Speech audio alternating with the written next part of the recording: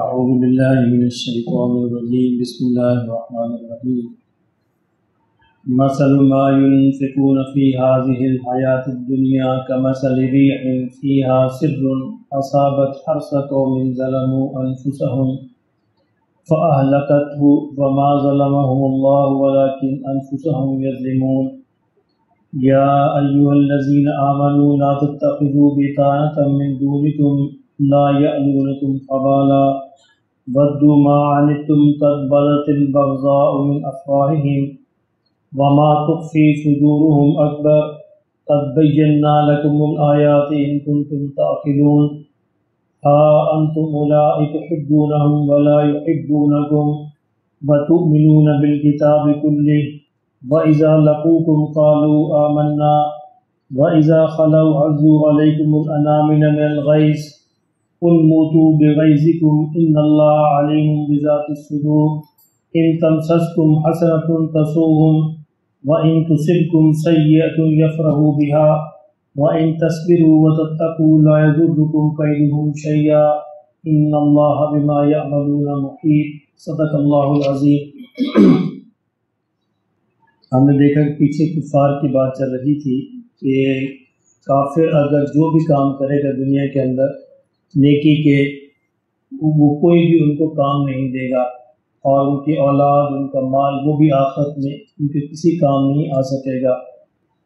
اسی بات کو اللہ نے مزید آگے بیان فرمایا، مثل ما ينفقون في هذه الحیات الدنیا، ان لوگوں کی مثال جو اس دنیا میں وہ خرچ کرتے ہیں اس طرح کی ہے، کمثل ریح، ایک ہوا کی طرح ہے، فیہا سر، جس کے اندر بڑا شدید پالا ہو، کورا ہو۔ کورے کو کیا کہتے ہیں اردو میں؟ تھوڑے کہتے ہیں، جو سردیوں میں پڑتا ہے نا کورا فصلوں پہ، اردو میں کیا کہتے ہیں جی؟ آپ کوہر شاید کہتے ہیں، یہ آپ کی ورڈ ٹھیک ہے۔ تو یہ صرف اس کو کہتے ہیں جو سردی میں جو پڑتا ہے کورا کہ وہ فصلوں کو تباہ کر کے رکھ دیتے ہیں، اگر وہ شدید پڑے تو فصلیں اس سے برباد ہو جاتی ہیں۔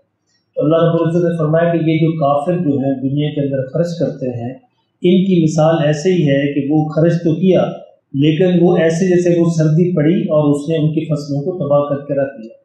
ہر قوم تباہ ہو گئی اس قوم کی فصلیں، ظلموا انفسہم، فرمایا کہ انہوں نے اپنی جانوں پر خود ظلم کیا، وَأَهْلَكْتُهُ، اپنے آپ کو برباد کیا، وَمَا ظَلَمَهُمُ اللَّهُ، اللہ نے ان پر ظلم نہیں کیا، وَلَكِنْ أَنفُسَهُمْ يَظْلِمُونَ، بلکہ انہوں نے خود ہی اپنی جانوں پہ ظلم کیا۔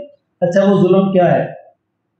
وہ ظلم ہے شرک کرنا، یعنی شرک کر کے انہوں نے اپنے آپ کو اس قابل بنا لیا، جہنم کے قابل بنا لیا، یعنی اپنے آپ پر خود ہی ظلم کیا۔ ان لوگوں کی اکثر یہ لوگ سوال کرتے ہیں کہ جی اگر بہت جو کافر ہیں، جو غیر مسلم ہیں، بڑے بڑے اچھے کام کرتے ہیں، بڑے بڑے اعلیٰ نیکی کے، بھلائی کے، فلاحی کام کرتے ہیں، تو ان کو ان کا بدلہ کیوں نہیں ملے گا؟ تو اللہ نے کہا کہ ان کی مثال بس وہ ہوا کی تھوڑا سی بظاہر وہ فصلیں کھڑی ہوتی ہیں، روشنی اور خوبصورت نظر آتی ہیں، لیکن رات ہی رات کے اندر وہ کوہر اس کے اوپر پڑتی ہے، وہ تباہ ہو جاتی ہیں۔ تو جو ہی موت کی کوہر ان پر پڑے گی، قیامت آئے گی، ان کی وہ ساری نیکی کی نیکی برباد ہو جائے گی۔ اچھا، ہوتی کیوں؟ دیکھیں، بعض گناہ ایسے ہوتے ہیں کہ وہ آپ کی ساری نیکیوں پر پانی پھیر دیتے ہیں، اور بعض نیکیاں ایسی ہوتی ہیں کہ سارے گناہوں پہ پانی پھیر دیتے ہیں۔ اس کی مثال سے سمجھیے کہ ایک شخص ہے، اس کی بیوی بڑی فرما بردار، اچھی، نیک، خوبصورت، ساری خوبیاں اس کے اندر موجود ہوں، یعنی بیوی کے اندر ساری خوبیاں بظاہر جو ہونی چاہیے وہ موجود ہوں، لیکن بیوی کہے کہ میں سارے کام کروں گی، سب کچھ کروں گی ہر طرح، لیکن ایک بس اجازت دے دو، کبھی کبھی میں کسی دوسرے مرد کے پاس جائے گا۔ کیا خیال ہے؟ تو ہر بندہ یہ کہے گا، یعنی ہر معمولی عقل والا بھی یہ کہے گا کہ تیری یہ ایک برائی اتنی ہے کہ تیری ساری خوبیوں میں پانی پھیر دے گی۔ تیری خوبیوں میں جائے جہنم میں، ہم تیری خوبیوں سے کیا؟ تو چاہے اچھا کھانا پکاتی ہے، سلیقہ شعار ہے، سب کچھ ہے، خوبصورت ہے، جو بھی ہے، لیکن تیری یہ ایک برائی اتنی بڑی ہے کہ تیری ساری خوبیوں پر پانی پھیر۔ یعنی شرک کی برائی اتنی بڑی برائی ہے کہ ان کی جو بھی نیکیاں ہوتی ہیں دنیا کے اندر، وہ سب کے سب موت کے ساتھ ہی پانی پھر جاتا ہے۔ اور آخرت میں وہ خالی ہاتھ کھڑے ہوں گے، وہاں ان کی یہ نیکیاں کچھ فائدہ نہیں دیں گی۔ اللہ ان کو دنیا کے اندر ہی دے دیتے ہیں جو بھی دینا ہوتا ہے، لیکن آخرت میں ان کے یہ کچھ بھی کام نہیں آئے گا۔ اس کو بڑی اس آسان مثال سے ہم سمجھ سکتے ہیں۔ یا ایھا الذین آمنوا، اور فرمایا کہ اے ایمان والو، لا تتخذوا بطانۃ من دونکم، ان کو اپنا رازدار نہ بناؤ۔ اب یہ مدینے کے ماحول میں خاص طور پر ہوا یہ ہے نا، پہلے بھی میں نے کئی دفعہ عرض کیا کہ مدینے میں دو بڑے قبیلے تھے، اوس اور خزرج، جو مشرکین کے تھے، اور یہودیوں کے تین بڑے قبیلے تھے جو مدینے کے آس پاس آباد تھے۔ اب ظاہر صدیوں سے یہ آباد تھے تو ان کے آپس میں تعلقات بھی تھے، یہودیوں کے ان کے ساتھ تھے، ان کے ساتھ تھے۔ اب مسلمانوں نے اسلام لانے کے بعد سمجھا کہ جس طرح ہم پہلے ان کے ساتھ مخلص ہیں ویسے ان کے ساتھ مخلص رہنا چاہیے۔ انہوں نے اپنی دوستی قائم رکھی، دوستی چھوڑی نہیں، اور کچھ امید یہ بھی تھی کہ شاید یہ اسلام قبول کر لیں، لیکن یہودیوں نے ان سے منافقانہ دوستی رکھی، یعنی ان کے اسلام لانے کے بعد منافقت اختیار کی، بظاہر تو دوستی رکھی لیکن دلوں کے اندر بیر اور دشمنی رکھی۔ تو اللہ نے اس کو آگاہ کیا کہ اے مسلمانوں، ان کو اپنا رازدار نہ بناؤ، بھیدی نہ بناؤ۔ بتانا کہتے ہیں بھیدی، رازدار، دلوں کے راز جانتا ہو، آپ اس سے اپنے راز شیئر کرتے ہوں۔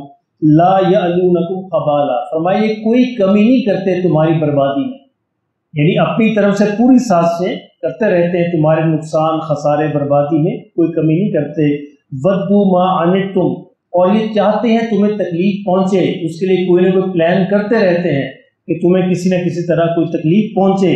قد بدت البغضاء من افواہہم، فرمایا ان کے منہوں سے یہ باتیں ظاہر ہو چکی ہیں، کہیں نہ کہیں ان کے منہ سے یہ بات نکل جاتی ہے، زبان سے بھی نکل جاتی ہے اگرچہ دل میں چھپاتے ہیں۔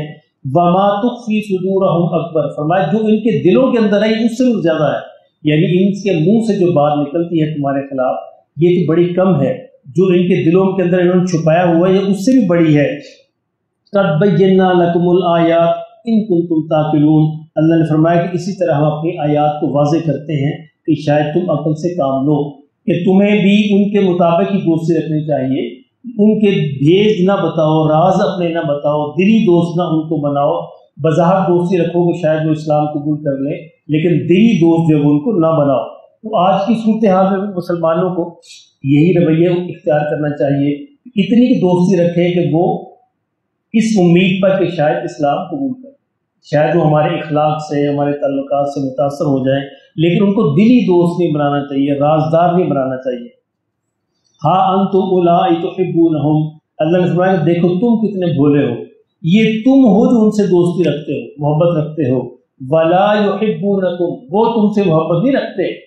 وتؤمنون بالکتاب کلی، اور تم وہ لوگ ہو جو ساری آسمانی کتابوں پر ایمان لاتے، وہ تو نہیں لاتے، وہ تو تمہاری کتاب پر ایمان نہیں لاتے، تم ان کی کتابوں پر ایمان لاتے ہو، وہ نہیں لاتے، اس لیے اپنے رویے پر غور کرو۔ وَإِذَا لَقُوكُمْ قَالُوا آمَنَّا، جب وہ تم سے ملتے ہیں تو کہتے ہیں ہم تو ایمان لے آئے ہیں، اور جب وہ یہ کہتے تھے ان کی مراد یہ ہوتی تھی ہم تو تورات اور انجیل پر ایمان رکھتے ہیں۔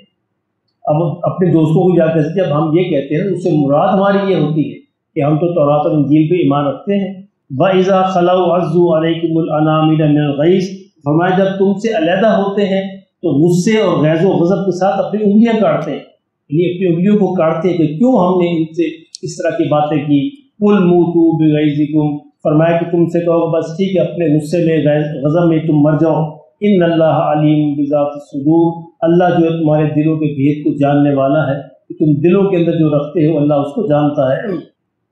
ان تمسسکم حسنۃ تسؤہم، اگر تمہیں کوئی نیکی، کوئی بھلائی پہنچتی ہے، اچھائی پہنچتی ہے، ان کو اس سے دکھ ہوتا ہے۔ حضور نے فرمایا صلی اللہ علیہ وسلم الکفر ملت واحدہ، کفر سارا کا سارا ایک ملت ہوتی ہے۔ اب دیکھیں مسلمانوں کے خلاف یہودی، عیسائی، ہندو، سکھ جتنے سارے اکٹھے ہوتے ہیں، یعنی جب مسلمانوں کی بات آتی ہے تو سارے آپس میں مل جاتے ہیں، سارے مل جاتے تو مسلمان نہیں ملتے۔ اب یہ رویہ جو مسلمانوں کا یہ ان کو نقصان پہنچاتا ہے، مسلمان اسی اپنے فرقوں میں اندر بٹے رہتے ہیں، جبکہ جب وہ مسلمان کو مارنے لگتے ہیں تو یہ نہیں پوچھتے تم دیوبندی ہو، بریلوی ہو، شیعہ ہو، سنی ہو، وہاں کیوں نہیں پوچھتے، ایک کلمہ ان کے لیے کافی ہوتا ہے، لا الہ الا اللہ محمد رسول اللہ پڑھنے والا، چاہے وہ جو بھی ہو، حنفی ہو، شافعی ہو، مالکی ہو، حنبلی ہو، دیوبندی ہو، بریلوی ہو، شیعہ ہو، سنی ہو، کافی وہ۔ لیکن ہمارے لیے ہم نے مسئلے پر آئے ہوئے، تو حضور کا یہ فرمان حق اور سچ ہے کہ الکفر ملت واحدہ، کفر ایک ملت ہے، اور جب وہ مسلمانوں کے خلاف ہوں گے تو سارے اکٹھے ہو جائیں، ان کی تلوار ان کی گولی پھر یہ نہیں پوچھے گی کہ تم بریلوی تھے یا دیوبندی تھے، وہابی تھے یا سنی تھے یا شیعہ تھے، نہیں، وہ اس کو ختم کر کے رکھیں۔ تو یہی فرمایا کہ جب تمہیں کوئی برائی پہنچتی، اچھائی پہنچتی ہے تو ان کو دکھ ہوتا ہے، وہ اس کو برا مناتے ہیں۔ وَإِن تُصِبْكُمْ سَيِّئَةٌ، اور اگر تمہیں کوئی برائی پہنچے، یفرحوا بِهَا، بڑا اس سے خوش ہوتے ہیں، نقصان پہنچے۔ وَإِن تَصْبِرُوا وَتَتَّقُوا، اگر تم ثابت قدمی اختیار کرو، ڈٹے رہو، جمے رہو تقوی پر، کس پر؟ وَتَتَّقُوا، اور تقوی بھی اختیار کرتے رہو، یعنی تقوی اور اس تقوی پہ جمے رہو، ثابت قدمی اختیار کرو۔ لا يضركم كيدهم شيئا، پھر ان کی چالیں تمہیں کوئی نقصان نہیں پہنچا سکیں، یعنی اگر تم اللہ کے بن کے رہو پھر ان کی چالیں تمہیں کوئی نقصان نہیں پہنچا سکیں گی۔ آج ہم نے دیکھا مسلمان اللہ کے ہیں نہیں، کچھ مسلمان اپنے لیڈروں کے ہیں، کچھ مسلمان اپنے پیروں کے ہیں، کچھ مسلمان جو ہے اپنے سیاسی لیڈروں کے، کچھ مذہبی لیڈروں کے، کچھ نے اپنے بت بنائے ہوئے ہیں، کچھ نے اپنے بت۔ تقویٰ یہ ہے کہ اللہ کے بن جائے، اللہ نے یہ زمانہ دیا یہاں کہ اگر یہ تم تقویٰ اختیار کر لو اور اس پر ثابت قدمی اختیار کر لو اور ان فرقوں سے ہٹ جاؤ، صرف اللہ کے ہو جاؤ، پھر ان کی چالیں تمہیں کوئی نقصان نہیں دے سکتی۔ ان اللہ بما یعملون محیط، فرمایا جو وہ کرتے ہیں اللہ اس کو محیط ہے، اللہ نے اس کو دائرے میں لیا ہوا ہے، اللہ کے علم سے باہر نہیں ہے۔ ان کی چالیں، ان کی تدبیریں جو ہے ناکام ہو جائیں گی بشرطے کہ تم اللہ کے بن کے رہو۔ لیکن مصیبت یہ ہے کہ ہم اللہ کے بنتے نہیں، ہم بہت ساری پرستیاں کرتے ہیں، ایک ہے مسلک پرستی، ایک ہے قبر پرستی، اس سے آگے پھر مسلک پرستی، اس سے آگے پھر مقابر پرستی، پھر اکابر پرستی۔ مادہ پرستی تو ہے ہی نا، اس میں تو سارے ہی شریک ہیں، اس میں تو مسئلہ ہی کوئی نہیں۔ لیکن ہر ایک نے اب ایک اور بڑی کہاوت کی، ہمارے بزرگوں نے یہ کہا، یہ اکابر پرستی ہے۔ یہ تمہارے بزرگ کون ہوتے ہیں؟ یہ کہو قرآن نے یہ کہا، سنت نے کہا ہے، حدیث نے کہا ہے، ٹھیک ہے؟ اگر کہا ہے تو ساتھ بسم اللہ ہماری سر آنکھوں پر، بزرگ تو کوئی تو انسان جیسے باقی انسان وہ بھی انسان ہے۔ اب یہ بھی اکابر پرستی بن گئی، اس کے خلاف نہیں کوئی بات نہیں، یعنی اندازہ فرمائے ایسی ایسی جماعتیں موجود ہیں کہ اگر ان کے کسی بزرگ کے خلاف بات کر دی جائے تو وہ آپ کا سر پھاڑنے پہ آ جائے، اور اگر ان کے سامنے صحابہ کے خلاف بات کر دی جائے تو وہ خاموش ہے، ہاں جی وہی انسان ہے، بندے سے پھر کیا۔